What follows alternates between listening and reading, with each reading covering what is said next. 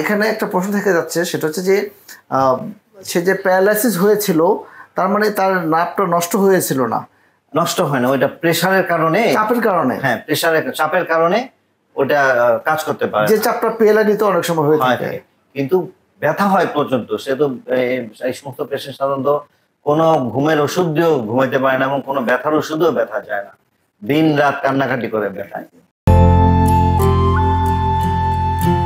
Paralysis হয়ে এসে অপারেশনের পরে যদি হেঁটে কেউ চলে যায় তাহলে কার না ভালো লাগবে?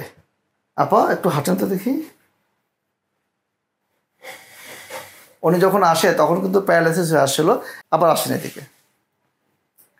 আমরা প্যারালাইসিসটা কেন ছিল? যে ওনার স্পাইনাল কর্ডে একটা টিউমার ছিল, যে টিউমারের কারণে উনি হঠাৎ করে প্যারালাইসিস হয়ে গেছিলেন। আরও অনেক সমস্যা ছিল, যে সমস্যাগুলো আমরা ওনার কাছ থেকে শুনবো। তো আমরা রোগীর কাছ থেকে শুনবো যে ওনার কি কি কষ্ট ছিল। একটু বলেন আপা, আপনার কি কি সমস্যা ছিল? আমার খুব ব্যথা বেদনা জ্বালা যন্ত্রণা খুবই ছিল। কোন জায়গায় ব্যথা ছিল? আমার এই ডান সাইডে, ডান সাইডে। কোমরেতে নিয়ে একদম পা নিচ পর্যন্ত। আর কি সমস্যা ছিল? ওইগুলো সমস্যা। আর আমার গায়ে ডুমো ডুমো টিউমার ভাব সব। আচ্ছা, আর হাঁটাচলা? হাঁটাচলা এখন আগে করতে পারতাম না, এই জায়গায় এসে হাঁটাচলা করেছি। আর এই অপারেশন করার পরে তো আমি সকাল 10টাতে হাঁটছি হালকা পাতলা। অপারেশনের পরেই কিন্তু উনি হাঁটতে পেরেছেন। তার মানে ওনার স্পাইনাল কর্ডে টিউমার হওয়ার কারণে উনি একদম হাঁটতে পারতো না, প্রচন্ড ব্যথা ছিল পিঠে, সেই ব্যথা আবার পায়ের দিকে যেত। আমরা অপারেশন করেছি, অপারেশনের পরে একটু পরে উনি হাঁটাহাঁটি করেছেন। এইরকম একটা সংবাদ শুনতে কার না ভালো লাগবে? আপনার কেমন লাগছে? আমারও খুব ভালো লাগছে। আমার বাচ্চা দুটো বাসায় খুব কান্দাকাটি করছিল, শোনার পরে তো তারা এখন ভালো আছে। আপনার বাড়ি কোথায়? বাড়ি আমার চুয়াডাঙ্গা জেলা। চুয়াডাঙ্গা। আপনি এই ঢাকায় কি করে আসলেন? ঢাকায় আমার মেয়ে আছে, নারায়ণগঞ্জে চাকরি করে। তারপরে এই যে স্যার আপনার কোন স্যার অপারেশন করেছে? কি স্যার?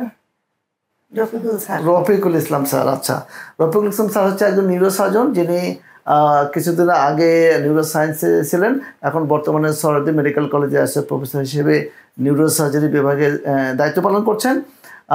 আমরা এই বড় একটা সফলতার জন্য আমরা স্যারকে অবশ্যই ধন্যবাদ দেব। যদিও স্যার এই ধরনের অপারেশন নিয়মিত করছেন, এবং আমরা প্রশান্তি হসপিটালের নিউরোসার্জারি ইউনিটের পক্ষ থেকে আমরা যেটা বলতে পারি সরগলায়, সেটা হচ্ছে যে রেজাল্ট শতভাগই আমাদের ভালো। তো আমরা সরাসরি আমাদের আজকের সম্মানিত সার্জন রফিক স্যারের সাথে এই বিষয় নিয়ে একটু কথা বলবো। স্যার, আপনি এত বড় একটা সফলতার জন্য আপনাকে অসংখ্য ধন্যবাদ।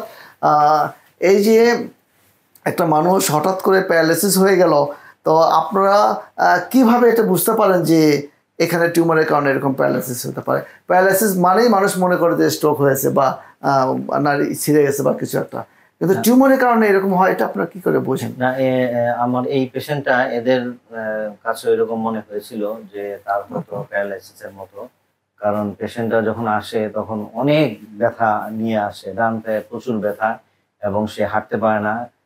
তারপরে তাকে হুইল চেয়ারে নিয়ে আসে, এবং যখন আনে তখন আমি একটা MRI করাই। আমার ধারণা ছিল হয়তো PLID হবে। তো যেহেতু টিউমার PLID এটা বোঝার, MRI ছাড়া বোঝার কোনো উপায় নাই।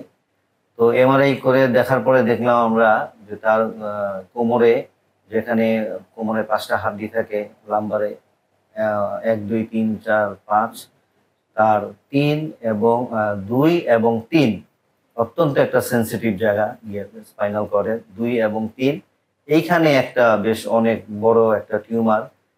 সেই টিউমারটা প্রায় 5 সেন্টিমিটারের মতো।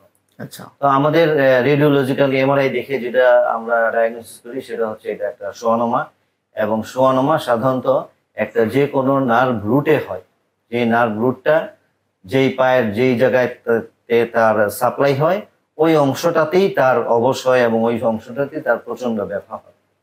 তো সাধারণত সোয়ানোমা সার্জারিটা একটু ডিফিকাল্ট, এবং এটা একটু চ্যালেঞ্জিং, কারণ সাধারণত সোয়ানোমার পেশেন্ট তারা অনেক সময় সিভিয়ার পেইন নিয়ে আসে, এবং আসার পরে যখন সার্জারি হয়ে যায় অনেক সময় দেখা যায় তার ওই পাটা দুর্বল হয়ে যায়।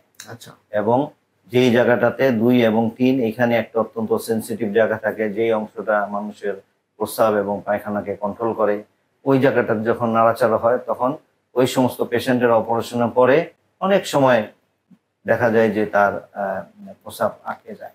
এখানে একটা প্রশ্ন থেকে যাচ্ছে, সেটা হচ্ছে যে সে যে প্যারালাইসিস হয়েছিল তার মানে তার নার্ভটা নষ্ট হয়েছিল না?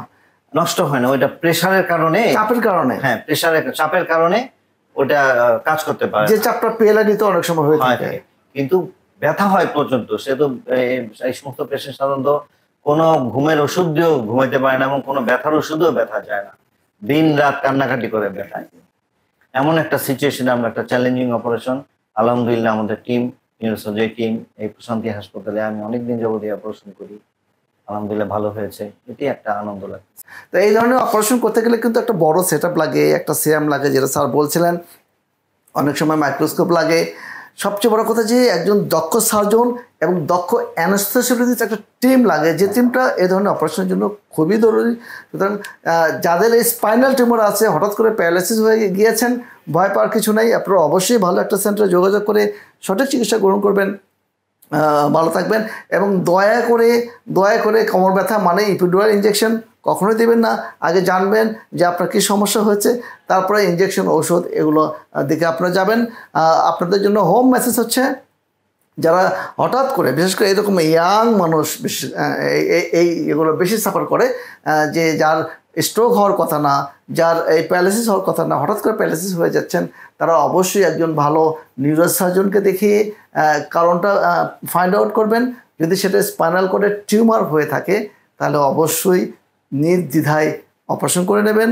আশা করছি আপনার মতো আপনারাও সুস্থ হয়ে যাবেন। ভালো থাকবেন।